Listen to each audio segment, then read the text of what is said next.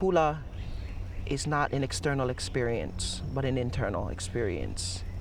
Hula taps into that very primal and archaic nature that is the very source of the elements of our environment, of Hawaii itself.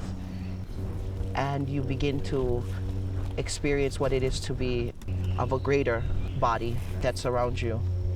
The human experience is then forgotten very quickly. It is indeed a form and level of transcendence. It is indeed a level and form of possession. You can't help but become transposed. That's where hula takes me when I am in that frame of mind. It's an out-of-body experience.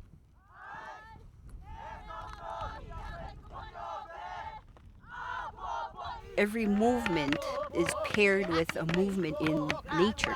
When we do this movement with the wehe, in which you step and open the knees really quickly, that entices the earth to crack open. The hands are the wind. The feet mimic the heartbeat. It pounds on the earth to entice her.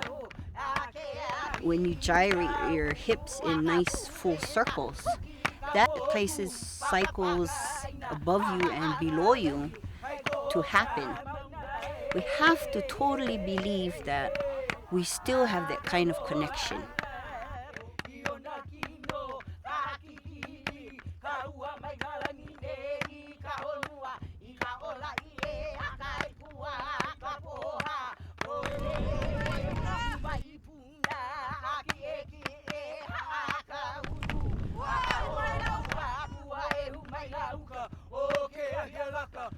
If we don't continue to dance, then the earth will stop producing.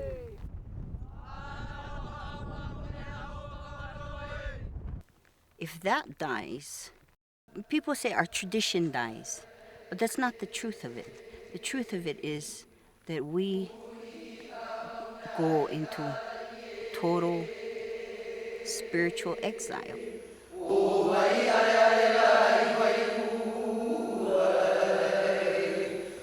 Hula or dance has been handed down for many generations.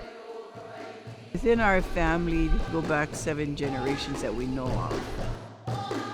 I am Kumuhula, a teacher of dance, a person that has received her knowledge and her experiences from the generation before.